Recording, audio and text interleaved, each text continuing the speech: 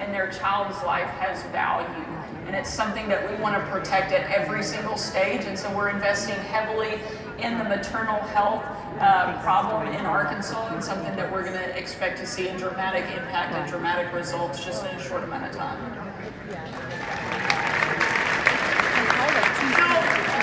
So we've seen President Trump right now, where he's been in office for 32 days. It feels like it's been like 10 years that he's been in office. It's so remarkable to watch the amount of work he's been able to accomplish. Now, as us, the Trump 45ers, is that what we are? Yeah. Okay. Makes us sound older. Makes us sound so old. She wanted to text me. Help me figure out here. Like, I'm watching this and going, I'm amazed. I'm amazed. It is so different from what our experience was at the time. Give us that comparison of what you're seeing, and also what advice you're giving to this next administration right now. Look, I can't say enough good things about the president and his team and what they're doing. You know, we used to joke that you aged in dog years during the first administration because it was like 7 at a time. And so we haven't aged, not a bit. Well, we didn't. It was the most intense, most, I think, polarizing, difficult time that we've seen probably in political history in a very long time during Trump's first administration. Nobody expected him to win. And when he did, they weren't happy that he was here. Then they saw what life was like under a Trump administration, and they had a chance to see what life was like without Trump in the White House. They didn't like it very much. And so now that he's back, people want to see him doing exactly what he talked about on the campaign trail. They want a strong economy. They want somebody who will secure the border. They want somebody who's going to take China on. He's the first president in my lifetime that actually called China out and is holding their feet to the fire. I was the first governor in the country to kick China out of our state, off of our farmland, and impose embargo. And it was because of Donald Trump that we were empowered to take those type of strong actions. We have a president who's going to make our allies actually respect us and our enemies fear us. It's a total opposite of what we saw over the course of the last 4 years. You know, you joke at the speed at which Trump is moving. They always have heard the moniker that we wish that government could move at the speed of business. Well, he's redefining that all over again. There's the speed of government, there's the speed of business, and now there's the speed of Trump, which is unlike anything I've ever seen. And he's doing so much so fast, they don't even know how or where to attack him this time. And so I hope that he can keep up this pace. I've never seen anybody with the level of energy that he has. As you know well, it was not surprising that we could get a phone call from the president at midnight, 1 a.m., asking us to do a laundry list of things and then calling us back a couple of hours later at 4 or 5 in the morning and saying, "Did you get all that done?" I'm like, "No, I didn't." But he doesn't sleep. He doesn't expect anybody else to sleep either. And he has he's almost twice my age and he has twice my energy. But it's because he loves this country. And he did not need to run and take this job on, but America needed him to be willing to do it. And anyone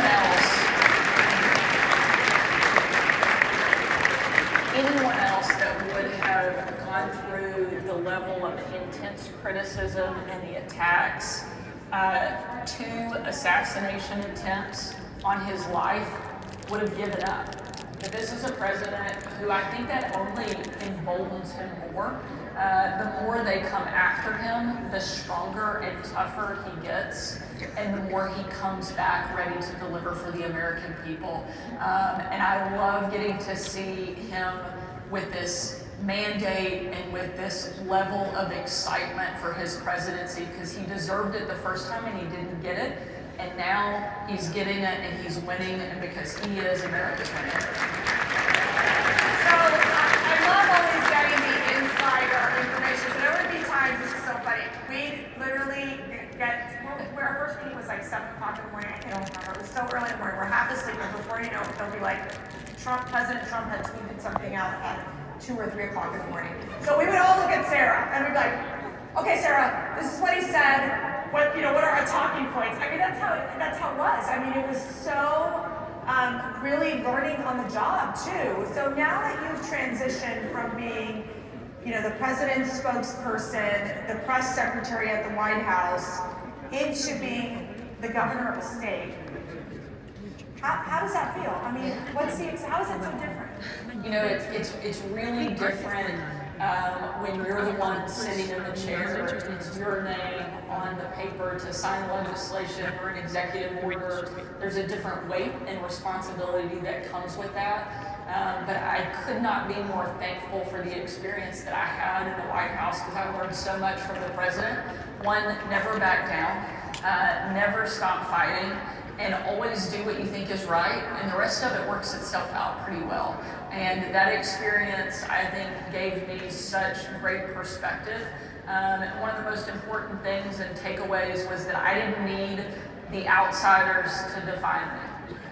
In those moments, the most difficult days that we had in the White House, of which there were many, we didn't need the outside world to define us. We had a creator who had already done that, who had given my life meaning and purpose, and my job is to believe that and try to live up to the path that he laid for me.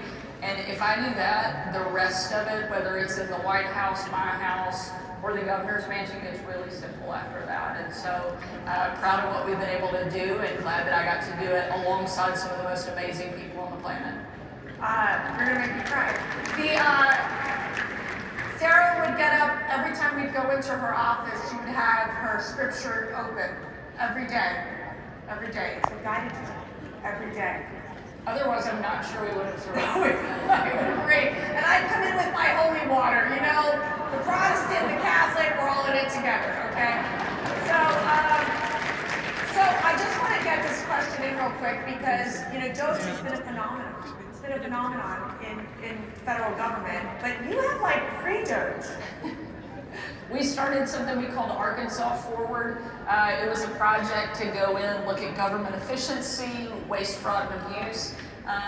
Just within the first 6 months, we've already identified at least $300 billion in savings, which is big for Arkansas. Our budget's $6 billion. And so for us to identify that level of savings already that we're implementing, and some of it was as basic as getting rid of old phone and fax lines that haven't been in use in years. We will now save the state of Arkansas $1 million a year, just eliminating things like that.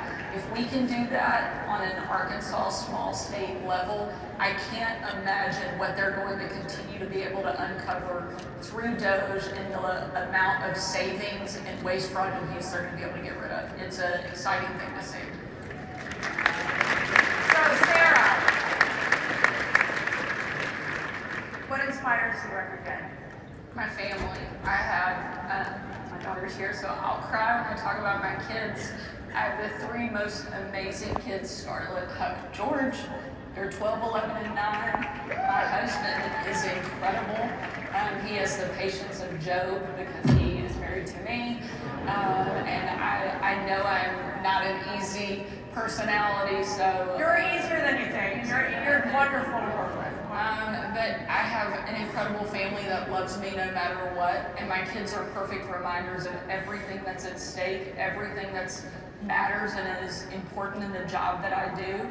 And I don't mean the job as governor. While that is a big role and one I love and I'm proud and honored to have, there's no more important and bigger task that I have than being a mom. And so I take that pretty serious. So my call to action to you all is that you pray for Governor Sanders and her family, because it's really hard to raise a family, be in the public eye, and do the incredible work that you do. And what is your call to action to our CPAC family? To keep fighting. Without you showing up and cheering and championing not just the people that are running for office, but more importantly, what they stand for. find people who love this country as much as you do, support them with everything you can, and keep showing up, because it makes a difference. Because there are moments where you're running for office or you're in office and you think you're all by yourself and nobody is there. And so when you look out and you see a room of people like this who love America as much as you do, it is a great reminder to keep fighting and not to let the naysayers get you down. So keep showing up. We love